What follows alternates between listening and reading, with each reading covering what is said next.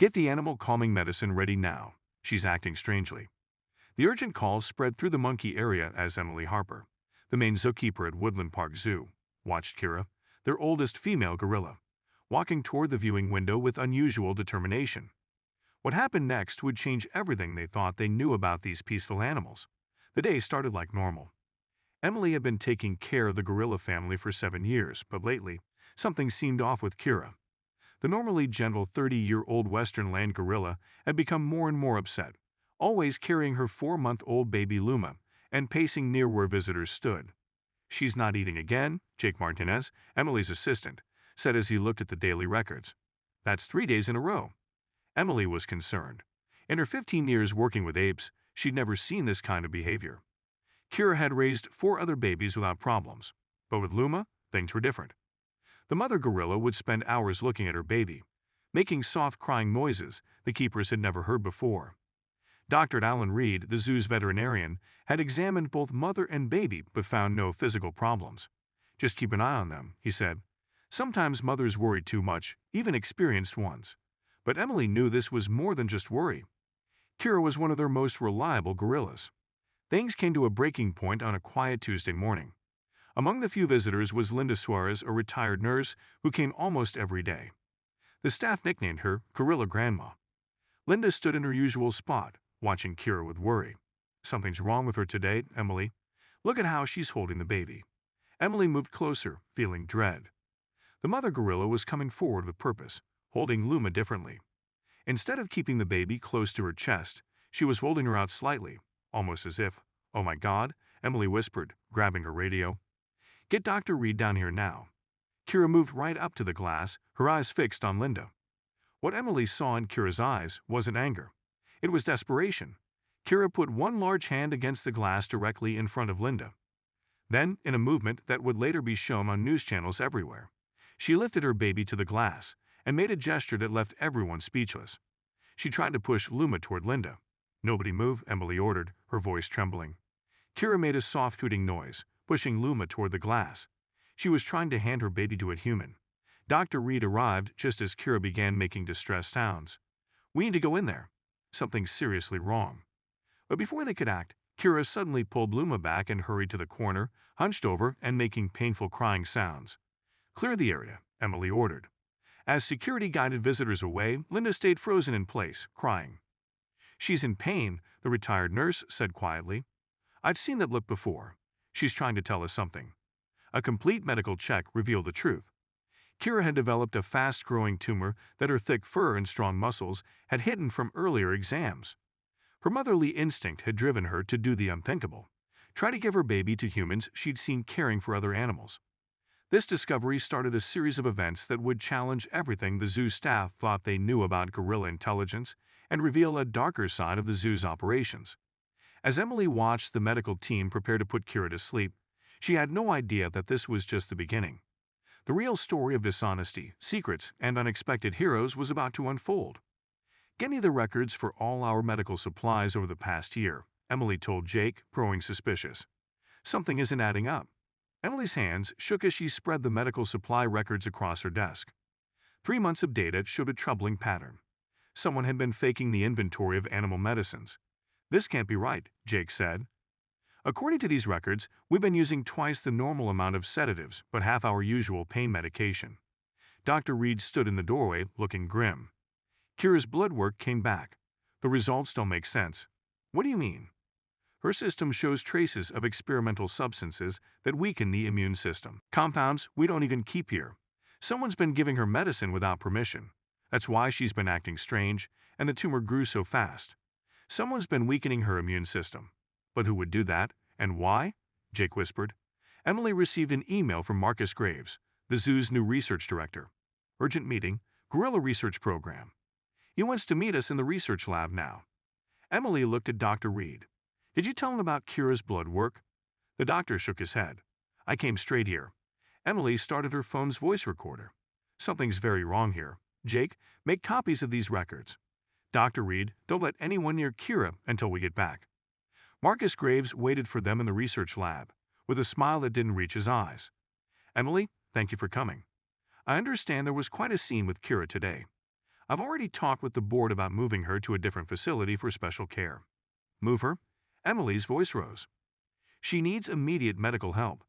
Yes, the tumor, Graves interrupted. Unfortunate development, but one that makes her a perfect candidate for our research program. The pieces clicked into place. Emily remembered grant paperwork about accelerated evolution studies in primates. You've been experimenting on her, Emily said, shaking with anger. That's why there are immune-suppressing substances in her system. Graves' smile disappeared. You don't understand the bigger picture.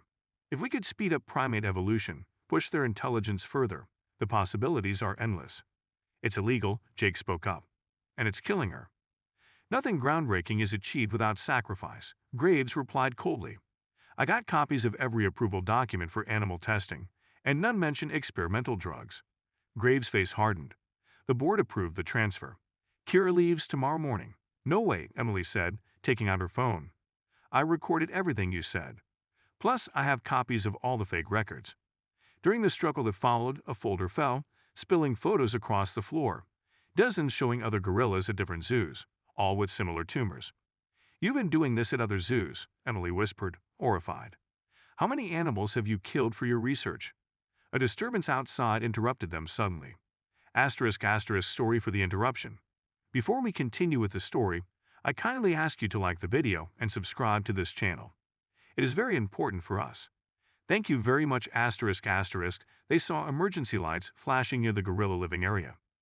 Emily's heart turned ice cold. What did you do to her? She demanded. Graves smiled, now showing his true wicked intentions. Protection can't have proof walking around, can we? By morning, no sign of experiments. Sad accident. Mother gorilla became dangerous, had to be put to sleep. Emily ran before he finished talking, Jake right behind her. Behind them, Graves calmly picked up his phone. Security. 2 workers breaking rules heading toward the gorillas. Consider them fired, right now. But Graves didn't know Emily had already sent the evidence to Linda Suarez, the retired nurse who saw Kira's unusual behavior, and her journalist brother at the newspaper. As Emily raced through darkness toward Kira, she had to save the gorilla who had trusted them with her life. Emily's heart beat strongly as they ran through dark zoo paths. Ahead, the gorilla area was brightly lit up, portable lights making harsh shadows across the night. A group of unfamiliar men in animal doctor uniforms walked steadily toward the entrance.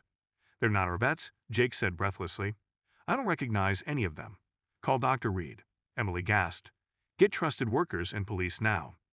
They saw Linda arguing loudly with security at the edge. The retired nurse refused to leave, her determined voice carrying. I'm a witness. That gorilla was trying to communicate something this morning. The security guard grabbed Linda's arm roughly, but she stood firm. I've already called the newspapers. They're coming right now. How will you explain testing on endangered animals? Emily's phone buzzed. A text message from Linda's brother Reed. Story going online in 5 minutes. Officials notified. Keep them busy, Emily told Jake urgently. Remember the backup power practice we did? He smiled knowingly. Time to turn off the lights completely. While Jake ran to the power station, Emily approached security confidently, showing her ID. I'm the headkeeper.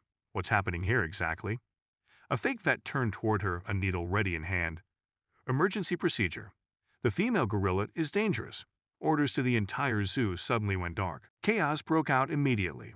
Emily heard confused shouts, running footsteps, and Kira's distinctive warning call. The mother gorilla sensed serious danger.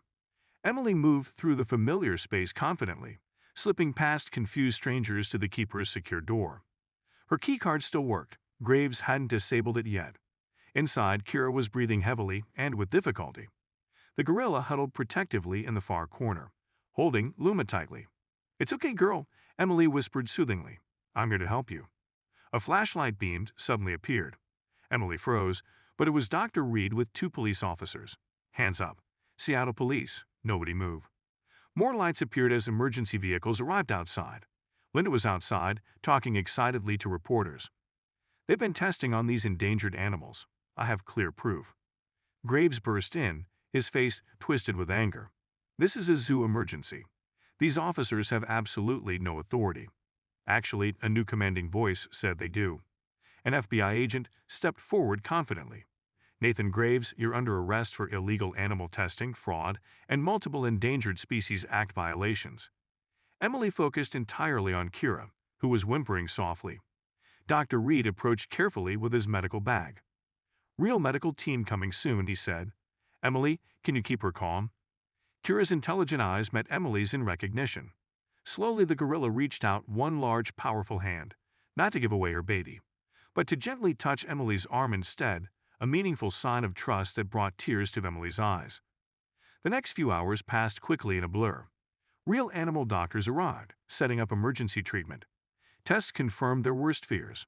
Experimental substances had sped up tumor growth while weakening Kira's natural immunity.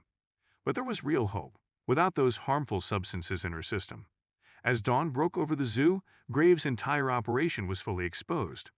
Investigators found that Graves had partnered with a medicine company, using endangered animals at multiple zoos as test subjects.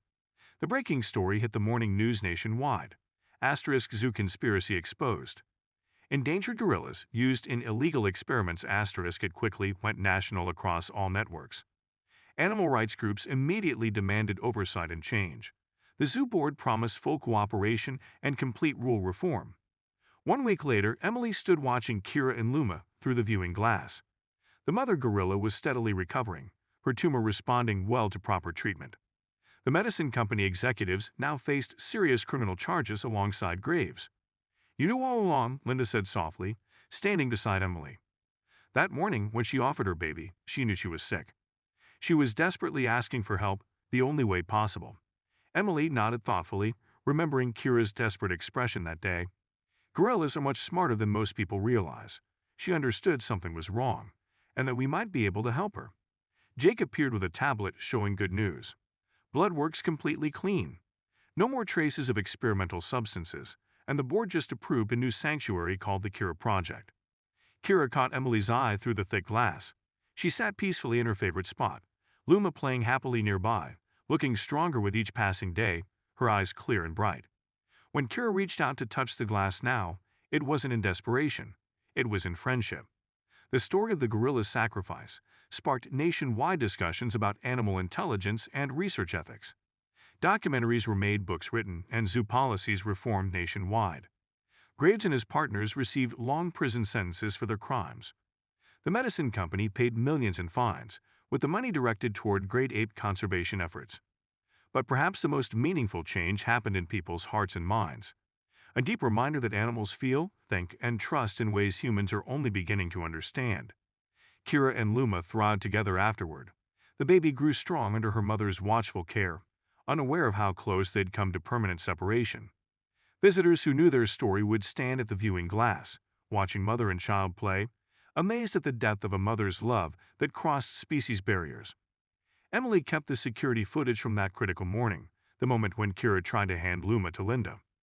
Watching it reminded her how a mother's desperation exposed company wrongdoing and changed people's perspectives forever. It revealed that deep wisdom comes not from human cleverness, but from a mother's natural, instinctive love. In the end, Kira's story showed that a mother's love can cross species boundaries, revealing the powerful connections that can develop despite enclosure walls.